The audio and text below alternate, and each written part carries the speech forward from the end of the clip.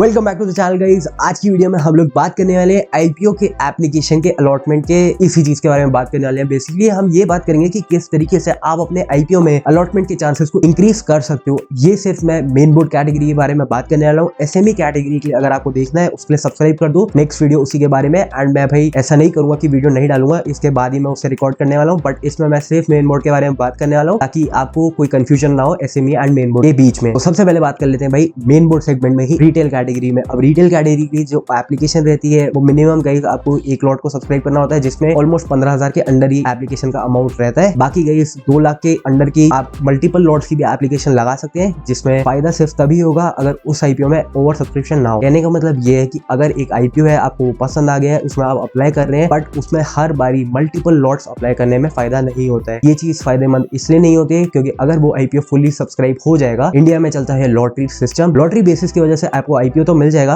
But उस IPO में अगर आपने 10 लॉट्स के लिए अप्लाई कर दिया होगा ना, आपको 10 लॉट की एप्लीकेशन नहीं आएगी, आपको सिर्फ एक ही लॉट की एप्लीकेशन आएगी। बचे हुए 9 लॉट्स का जो पैसा है वो वापस रिफंड हो जाएगा। तो यही होता है ओवर सब्सक्रिप्शन के केस में। एंड अगर वो आईपीओ फुली सब्सक्राइब हो गया या फिर अंडर सब्सक्राइब रह गया ना, तब आपको जो जितने भी आप एप्लीकेशन लगाओगे, मतलब आपने 10 लॉट की एप्लीकेशन लगाई है तो 10 के 10 लॉट आपको मिल जाएंगे। तो उस टाइम पे ही आपका फायदा होगा। एंड काफी आसानी से ये चीज आप समझ सकते हैं। फॉर एग्जाम्पल, अगर मार्केट में एक आईपीओ की बहुत अच्छी डिमांड चल रही है एंड वो आईपीओ फुली सब्सक्राइब हो गया, आपको उस आईपीओ के सब्सक्रिप्शन के नंबर्स को देखना होगा। उसमें 3 कैटेगरी में आईपीओ बेसिकली डिवाइडेड रहते हैं। एक होता है आपका इंडिविजुअल या फिर रिटेल कैटेगरी, दूसरा होता है आपका एचएनआई या फिर एनआईआई कैटेगरी, जिसमें small HNI and big HNI होता है। आपको सिर्फ इस एचएनआई मेन नंबर को देखना है। तीसरा होता है क्यूआईबीस, बट उससे आपको कोई फर्क नहीं पड़ेगा। जो एचएनआई एंड जो रिटेल कैटेगरी है, इसमें आपको देखना है कितना टाइम सब्सक्राइब हुआ। 1 टाइम अगर ये सब्सक्राइब हो गया, इसका मतलब ये आईपीओ फुली सब्सक्राइब्ड है। अगर ये 0.94, 0.9, 0.8 यानी कि अभी फुली सब्सक्राइब भी नहीं हुआ है, एंड अगर ये 7 time, 6 time, 5 time over subscribe हो गया, तो मतलब ये ओवर सब्सक्राइब हो गया है। यानी कि होना तो 1 टाइम चाहिए तो फुली सब्सक्राइब होगा। अगर उससे कितना भी ज्यादा हो, 1.2 टाइम भी हो गया, तो फिर ये 1.2 टाइम ओवर सब्सक्राइब हो गया है, कहने का मतलब है। अब इस केस में चलता है लॉटरी सिस्टम। लॉटरी सिस्टम का मतलब ये है कि अगर आईपीओ ओवर सब्सक्राइब होता है ना, उस केस में लॉटरी सिस्टम आता है। अगर ये 5 टाइम ओवर सब्सक्राइब हुआ है, किसी भी 5 लोगों में से किसी एक को आईपीओ का अलॉटमेंट आएगा एंड उस बंदे को आईपीओ मिल जाएगा, बचे हुए लोगों के पैसे रिफंड हो जाएंगे। अब ये चीज होती है रिटेल एंड एचएनआई दोनों में, बट एचएनआई में 2 पार्ट्स होते हैं। एक होता है बिग एचएनआई, एक होता है स्मॉल एचएनआई। जो स्मॉल एचएनआई वो 2 लाख से 10 लाख की बिड लगाता है। जो बिग एचएनआई होता है वो 10 लाख से ऊपर की बिड लगाता है। Small HNI and big HNI में भी जो बिग एचएनआई वाला पार्ट होता है उससे 2/3 शेयर रिजर्व रहता है। जो स्मॉल एचएनआई रहता है उसके लिए सिर्फ 1/3 पार्ट रिजर्व रहता है, जिसका अलग ही बेनिफिट होता है। अब अगर स्मॉल एचएनआई कैटेगरी में आईपीओ ओवर सब्सक्राइब हो गया, for example 10 time over subscribe हो गया, तो हर 10 में से किसी एक को ही सब्सक्रिप्शन मिलेगा। ये लॉटरी सिस्टम में चलता है। सेम चीज आपको बिग एचएनआई में भी होती है, बट डिफरेंस ये आता है बिग एचएनआई का 5 से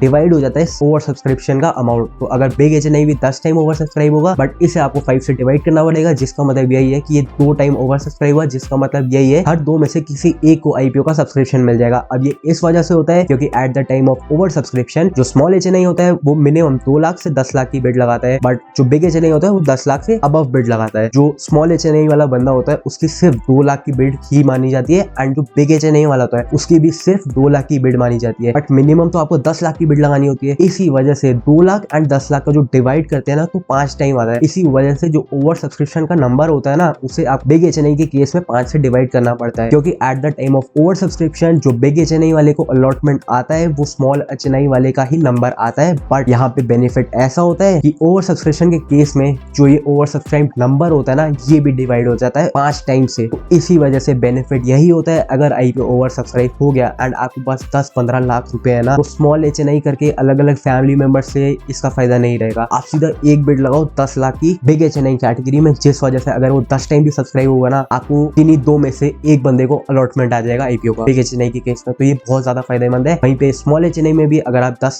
लाख को भी 5 बंदों में बांटोगे ना, तो सिर्फ 10 में से ही किसी एक को आईपीओ का सब्सक्रिप्शन आएगा। तो 1/10 की प्रोबेबिलिटी है, जो कि काफी ज्यादा कम है हाफ की प्रोबेबिलिटी के कंपैरिजन में। तो यही होता है भाई मेन बोर्ड सेगमेंट में। अगर रिटेल कैटेगरी में आईपीओ ओवर सब्सक्राइब हो गया तो हर 10 में से किसी एक को आईपीओ का अलॉटमेंट आ जाएगा। एचएनआई कैटेगरी में अगर आईपीओ ओवर सब्सक्राइब हुआ, स्मॉल एचएनआई कैटेगरी में हर 10 में से अगेन किसी एक को ही सब्सक्रिप्शन मिलेगा। बट बिग एचएनआई कैटेगरी में वो 10 का नंबर 5 से डिवाइड होएगा, क्योंकि बिग एचएनआई को स्मॉल एचएनआई वाली अलॉटमेंट का अमाउंट आएगा, एंड जो बिग एचएनआई वाले का नंबर है ना, वो 5 से डिवाइड होने की वजह से हर 10 में से नहीं बल्कि हर 2 में से किसी एक को आईपीओ का अलॉटमेंट आएगा। तो यही होता है लॉटरी सिस्टम, यही होता है मेन बोर्ड कैटेगरी में। इससे ज्यादा और कुछ जानने की जरूरत नहीं है। बाकी ये सारी चीजें आप खुद से भी डिसाइड कर सकते हो आईपीओ के एंड डेट में ऐसे, क्योंकि उस टाइम पे दिन के 2 बजे 3 बजे ओवरऑल सब्सक्रिप्शन के फिगर्स आ जाते हैं, उसके बाद थोड़ा सा ही अप जाता है, वरना मेन सब्सक्रिप्शन का अमाउंट लास्ट डे में पता लग जाता है। उसी बेसिस में आप डिसीजन बना सकते हो कि आपको रिटेल कैटेगरी में मल्टीपल नाम से एप्लीकेशन डालनी है या फिर एक बड़ी बिग HNI की बिड डालनी है। तो अगर आप इस ट्रिक को यूज करोगे तो डेफिनेटली आईपीओ का अलॉटमेंट आएगा ही आएगा। एंड मेरे को भी ऑलमोस्ट कई बार इसी वजह से आईपीओ का एप्लीकेशन आया है। ऐसा नहीं है कि आप हर बार करोगे तो हर बार ही आ जाएगा, बट यस लक भी साथ देना चाहिए। ये सारी चीजों को भी फॉलो करोगे, उसके साथ लक भी आपका अच्छा रहा तो आपको डेफिनेटली आईपीओ का अलॉटमेंट आ जाएगा। एंड ये वीडियो कहीं भी पसंद आई हो या फिर आपको समझ आ ही गया होगा क्या मैं बताना चाह रहा हूँ, तो वीडियो को लाइक कर देना भाई, चैनल को सब्सक्राइब कर देना। अपने फ्रेंड्स एंड फैमिली मेंबर्स के साथ आप इस वीडियो को शेयर कर सकते हैं। कुछ सब्सक्राइबर्स के